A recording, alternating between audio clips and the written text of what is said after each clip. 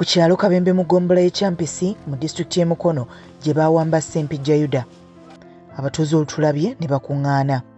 Ssentebbe w'ekyalo kino Katumwa Twaha yatwanirizza era n'alutuviira ku ntono anti ensiitano yagyerabirako n'agage newankubadde yalina ensisi nnyingi nga tasobola kutaasa.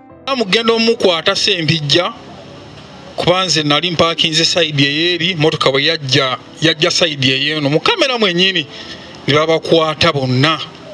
Babakwata ne muvaamu omu nayagala yali agendanga ku mafuta ne balowooza nti azebba kiika ki motoka oyo ne bamukubirawo essasi omukono nakati muki mulema. Saava mu motoka olw'okuba feesi ze nalaba n'emmundu zantiisa kyekyasinga okukola ki okunnyamba naye nga naliwo. Ssempijja teyawambibwa yekka kyokka abalala bo baateebwa. Twabulwa abantu baalinga 4 oba 5 naye kyamukisa mulungi nti abalala bonna baakola ki baakomawo. Baasooka ne basuulako 2 mbwe kyabasuuza waliwo yakuba akasimu n'agamba abo benaalemu ne babasuula abo bo babasuula ku kkubo mu nnaku 2. Bano abaasigala baamalirayo ddala ebbanga eryaweza emyezi nga 3. Naye baatutegeeza nti ensonga eyasigazaayo Ssempijja baamwambaza ekikoofiira kati yalinga aziira ne bamusanga ogwasooka nga akijjeeko ne bamusonyiwa, ogwokubiri baasanga akoze eki akijjeeko ne bamutwala ne bamugja mu banne ne tutamanya owe bakola ki owe bamutwala. Ssempijja bamukwatira mu mpale ya bbulaaka n'essaati yali mmyufu bunuzi ezaseno ng'ataddeko ekitaawo ekya yero. Ebyembi bisekerwa anti wakati mu kuwamba abavubuka bano omu drone yagisimattuka bwe yawandagala n'agwa n'empingu ze ku mikono.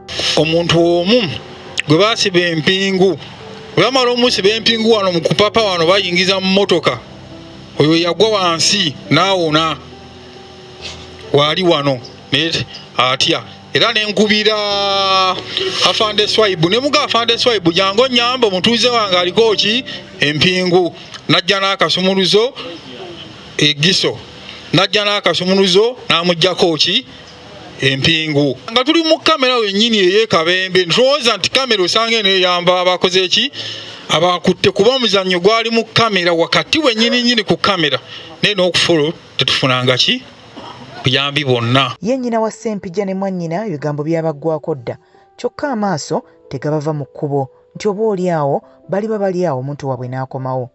Nze ntambuddeko nga nnoonyaako buli wamu banga nti tuukako wano tuukako wali genda eri yonna nga Ssempijja takola ki talabikako. Naye abaffe akakiiko k'eddembe ly'obuntu akagala okuggala fayiro z'abano kaali kabasinkanyeeko.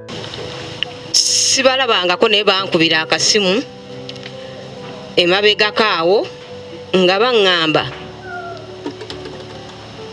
mwannyina wa Ssempijja konze wangi ne baŋŋamba okyali ku bya Ssempijja konze nti ye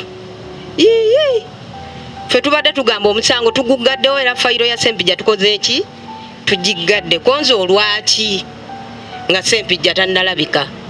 Ne baŋŋamba nti anti kati ofe obudde bukoze eki buweddeyo fayiro tugiggaddewo ne ŋŋamba nedda nze sinnalaba muntu wange ng'ate muggalawo fayiro. Ne bajjako essimu nenziramu ne bakubira nga tebakwata. Tuteebereza oba be tugamba nti beenyigira mu nteekateeka zino tubamanyi. Ffe ogwaffe waakiri kye tusobola okukola kubaboola eno wansi gye tuli kye tusobola okukola kubaboola na kubalaga nti beenyigira mu bikolwa ebyo nga tukyabanja abantu baffe. Muganda wange Yuda ekyamazima ffena tumumanya bali kuno naye kyannaku owulira nti baamuta yaddayo dda ali wakaawe mulimba ddala kwali kuno Kabembe. Ababaka b'ekitundu okuli Anifa Nabukeera omubaka omukyalo wa Mukono ne Abdallah Kiwanuka nabo ensonga eno ebasuza bakukonadde.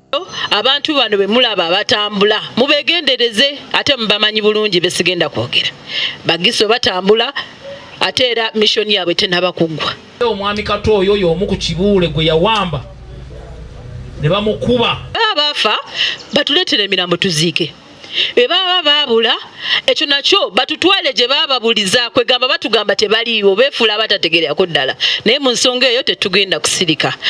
Akulira oludda oluvuganya gavumenti mu Parliament Mathias Mpuuga ono nga yawoomye omutwe mu kunoonya famire zino okukakasa nti baabulwako abantu baabwe, agambye nti ng'abakulembeze si baakussa mukka okuggyako nga gavumenti evuddeyo mu ngeri ematiza okwossaako n'okufuna obwenkanya. Ttiimu yaffe mu Parliament nagiggyeyo n'enjigamba efulume Parliament. Temweyaliikirira nti mulina kye mufiirwa nga situli mu Parliament. Ne banayisa amateeka 100 nga alina okuganyulwa mu mateeka bagenda kulona bakutemeko omutwe tuba tuyisa ga bwereere. Tukola amateeka gayambe mmwe gayambe eggwanga ligende mu maaso. Okuyisa amateeka wakati mu bamenyi b'amateeka tekikola makulu. Bwe twatandika olutalo luno twafunira alipoota empya ez'abantu abaabuzibwawo ne batiisibwa abantu baabwe nga tebageranga na kwogera nti baabuzibwawo. Tetugenda kussa wansi mukono okutuusa nga famire neefunye obwenkanya. Pulezidenti ngenda mutegeeza nti mbalabyeko tali mu ggwanga naye amanyi omulimu gwe tuliko.